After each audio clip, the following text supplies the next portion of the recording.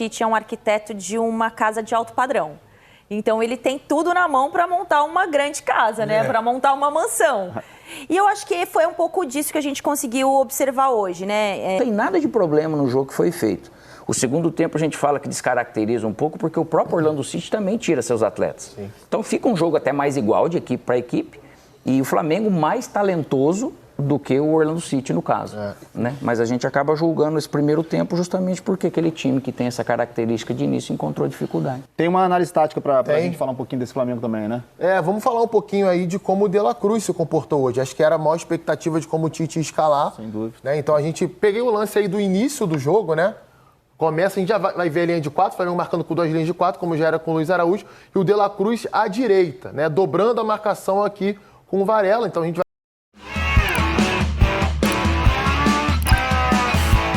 começar falando, claro, sobre esse Flamengo. Alex, de cara, assim, é um Flamengo que se quer um teste bom para pré-temporada, que acho que todo mundo quer isso, né, na pré-temporada, pegar ali um amistoso legal, bacana, acho que o saldo é positivo em relação a isso, né? Tudo bem? Tudo bem, Brunão? Prazer estar aqui. Boa tarde hoje, estou acostumado com boa noite, né? Tá cedo. Meu amigo Couto, todo pra mundo você que está em sendo casa. madrugada.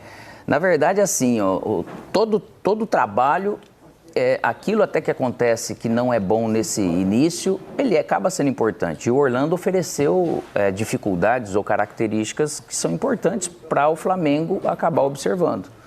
Porque por mais que ainda fisicamente, e até naquela faísca de competição o Flamengo não esteja, eu acho que a parte sem bola o Flamengo sofreu mais para fazer seus encaixes e conter essas jogadas, né?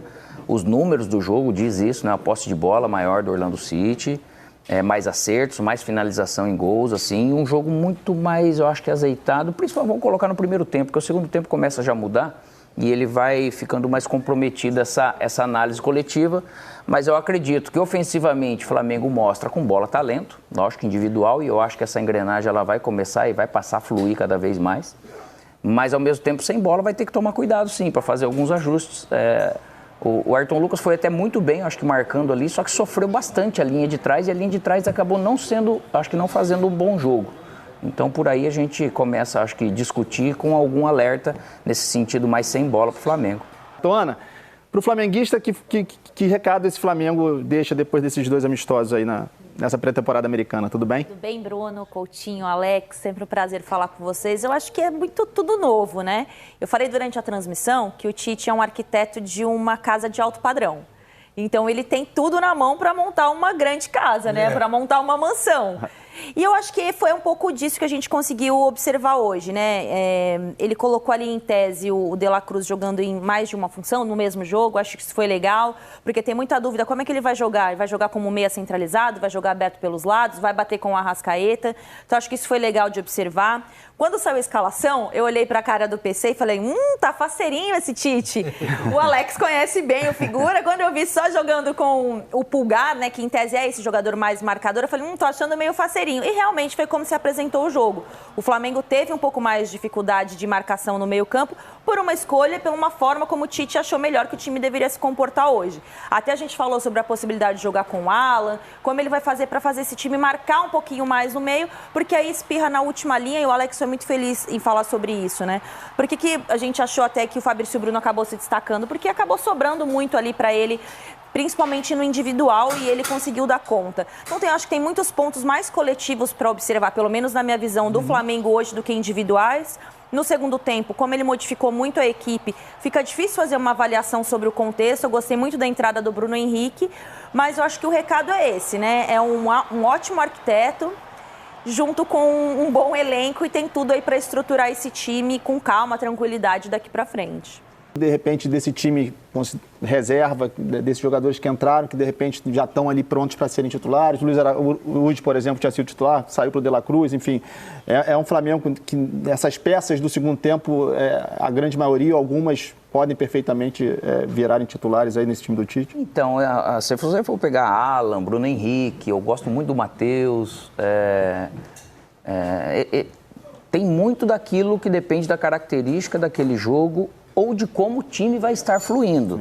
Porque para fluir com bola, você consegue fazer pelo talento que se tem individual. Mas até para isso, uma coordenação é importante. Porque senão você está mal posicionado e perde uma bola, vai sofrer. Isso aconteceu com o Flamengo hoje.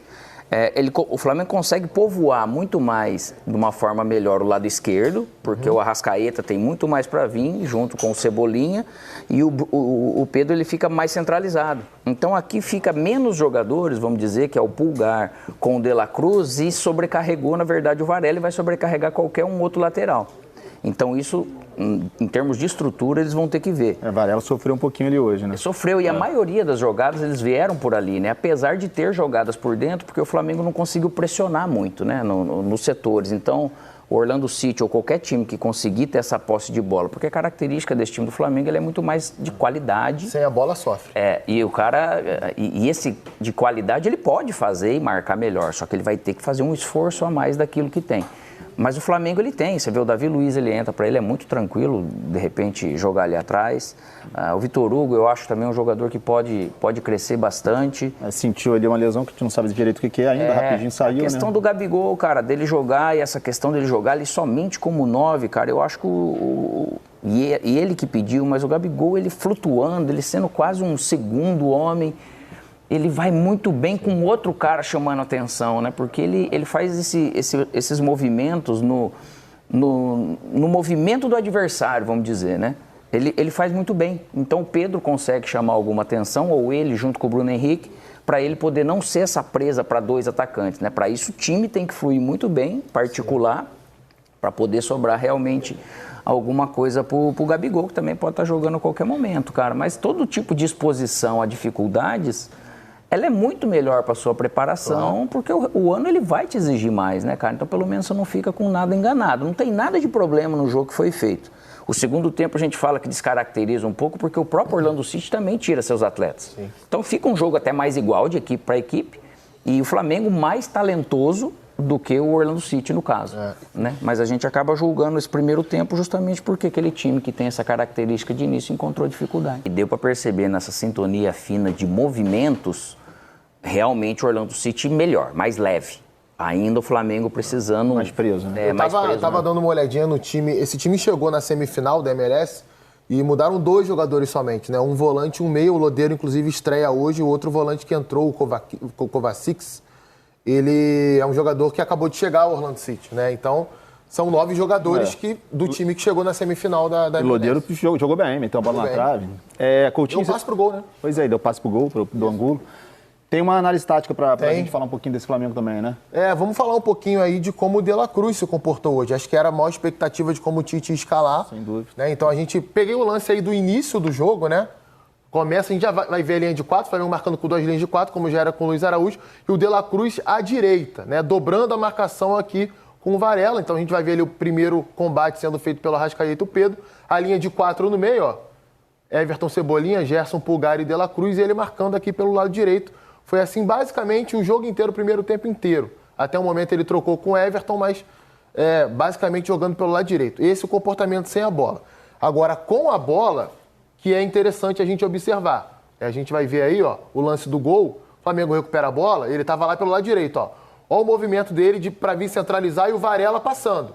Que é um movimento que não tem com o Luiz Araújo em campo. Ele por dentro... O Flamengo ganha a superioridade pelo centro, porque tem mais um jogador, e essa capacidade de triangular, ó, que ele apresenta, um jogador de toque, sai muito rápido, ó o corredor aberto para o Varela recebe no setor onde ele estava, cruzamento para o Pedro, a boa movimentação e a finalização. Então, esse movimento a gente deve ver com constância caso o Tite repita essa escalação de ter o Arrascaeta como meia central e o De La Cruz partindo da direita. Essa era a minha grande dúvida, né? Porque o De La Cruz... Se você trava ele pela direita, igual o Tite faz com o Luiz Araújo, que é a característica do Luiz, você mata o futebol dele. Ele é um jogador de circular o campo, de carimbar a bola toda hora, de estar no setor da jogada, tem mobilidade dinâmica para isso. Então o Tite mostrou nesse primeiro jogo entender a principal característica dele, e esse movimento do Varela é importante. Agora, um outro ponto legal também da gente debater é o seguinte: o lateral do Flamengo que melhor se aplica a esse movimento de ficar atacando toda hora em amplitude pelo lado direito é o Wesley, não é o Varela. O Wesley consegue fazer isso mais vezes ao longo do jogo. Então, talvez a gente possa ver também o Wesley ganhando espaço nos próximos jogos. E volta uma característica, né, Bruno e Couto, do Flamengo, que foi a maior parte desse tempo. Só quando o Tite entrou, que daí ficou... Ele fez essas duas linhas de 4 muito mais com o Luiz Araújo mantendo esse lado direito, mas sempre foi com o Everton Ribeiro fazendo esse movimento, seja Rodinei, seja o Wesley, alguém realmente utilizando, o Rafinha utilizando esse corredor. Isla fez muito isso. Então agora começa, parece que volta de novo com o De La Cruz, você ter essa característica, né? Que em algum momento ele vira até um 4-1-3-2, porque o Arrascaeta ele se adianta e o próprio Gerson também ele pode se adiantar. Nessas fechadas que o De La Cruz tem na hora de pressionar esse lado direito do adversário, tem que tomar cuidado porque fica muito aberto aqui. E se eu pressiono lá, eu tenho que forçar eles jogarem por lá ou roubar a bola. E hoje o Orlando City conseguia sair dessa pressão. Uma com bola longa, que estrategicamente eles fizeram bem, e os atacantes, em muito dessas bolas atrás do volante e na frente do zagueiro do Flamengo, ficavam espaço, eles conseguiram arrumar essa saída. E outra, conseguir fazer essa bola circular para chegar desse outro lado, que também o Orlando City ele acabou conseguindo fazer. Então, quando o Flamengo pegar times na competição, esse movimento ele vai poder e deve ser ajustado para essa bola não sair dessa zona de pressão. E aí, para deixar, como estava dizendo o Coutinho, como pelo jeito o Tite deixou hoje o De La Cruz não preso ali, só preso na direita, solto. E como o Arrascaeta também solto, tem que estar realmente tudo muito afinadinho para o negócio não desandar lá atrás, né? E aí você já tem um jogador, um segundo volante, que é o Gerson, que a gente sabe que na hora de correr para trás, de cobrir espaço na última linha, por exemplo, ou de ocupar a frente da área, ele não é um jogador que vai te entregar uma marcação tão forte. Né? O Gerson, ele funcionou nessa função lá atrás com o Jorge Jesus, o Flamengo marcando lá dentro da área adversária, subindo a marcação. Na maior parte do tempo, o domínio do jogo. Exatamente, e 5 anos mais novo também. Né? Isso aí é uma coisa importante da gente frisar. Então, é algo que o Tite, certamente, ele é um cara que pensa muito pelo equilíbrio do time, né? O Alex trabalhou com ele um tempo e pode falar sobre isso melhor do que eu. Certamente ele olhou o jogo de hoje e percebeu, vai ter jogo que talvez essa formação eu não vou poder usar. Talvez eu vou ter que colocar um outro volante aqui, o próprio Alan, ou um outro jogador que vai chegar no Flamengo, a janela vai fechar só em março, que vai acrescentar mais. Ou então o Gerson vai ter que ter um outro tipo de comportamento jogando com esse time que não vai marcar tão à frente, que vai ter que ocupar mais espaços próximo da área. O Flamengo não só na flutuação de um lado para outro hoje foi lenta, né? Na hora de você dobrar a marcação, de forçar o adversário a jogar para trás, de ter agressividade, mas também na hora de correr para trás. Quando o Orlando City superava a primeira pressão do Flamengo, era uma demora muito grande para reocupar os espaços. Bom, lá na frente, Pedro chega a 3 gols, 3 jogos, 3 gols do Pedro. É um Pedro que no ano passado fez 35 gols em 61 jogos, mais ou menos ali uma média, cada 2 jogos, 1 gol, até um pouquinho mais de gols do que... Boa média. Boa média. O Gabigol, a média pior, não foi um ano... longe de ser um ano bom se a gente compara os outros anos do Gabigol, né, no Flamengo desde 2019. Pedro é o titular lá da frente, como disse o Alex hoje. Gabigol sendo centroavante, 9, que seja fixo lá. Por mais que eu também concordo com o Alex quando ele fala que gosta do Gabigol saindo também, o cara que faz o jogo, o Flamengo jogar. Mas hoje é isso, tá bem claro, como já estava no fim do ano passado, Pedro titular, Gabigol reserva, né? Assim, aí entra essa questão da característica, é muito legal da gente falar, porque, por exemplo, no segundo tempo contra o Philadelphia Union, entraram Gabigol e De La Cruz juntos. De La Cruz fez esse movimento e o Gabigol, muitas e muitas vezes, saía da referência e vinha buscar o lado direito, que é um movimento que ele gosta muito de fazer. Para ele fazer isso, alguém tem que ocupar dele, senão o time perde profundidade, perde presença entre os zagueiros. O Arrascaeta até tentava fazer isso, mas não é exatamente a característica do Arrascaeta. Então, nesse cenário do Tite, que tem gostado, né, nos últimos anos de trabalho dele, jogar com equipes que obedecem a um sistema mais posicional para atacar, onde cada jogador vai ocupar um setor, a gente até vai ter o De La Cruz tendo essa liberdade, mas não é um setor, o setor dele não vai ficar desocupado, o lateral vai ocupar. O Gabriel... E mais um motivo, né? O De La Cruz já tem liberdade, mais um tem liberdade, fica demais, né, também. Geralmente, os treinadores que trabalham com esse tipo de formato, eles dão liberdade a um jogador. Eles escolhem um jogador para ter liberdade de flutuação. 2 é muito difícil de você encontrar. E para justificar isso, o Gabriel tem que se apresentar numa forma técnica melhor. Se ele entrar nos jogos e começar a fazer a diferença, começar a se aproximar do Gabigol, que todo mundo sabe que ele pode ser, aí talvez o Tite repense essa estrutura. Mas até o momento, com esse 9 mais fixo entre os zagueiros, aí o Pedro está muito na frente dele, não só pelos gols feitos, mas pela característica também. Começa bem, Pedro, a temporada, Alex? O Pedro, ele é muito regular, Mantém, né? Mantém, na verdade, a média. É um 9 que é de sonho de toda a equipe, de todo treinador, e o Tite, parece que o planejamento dele começa através dessa característica, né? Desse atleta que ele tem um faro de gol, os movimentos que ele faz ali, é um domínio daquele espaço.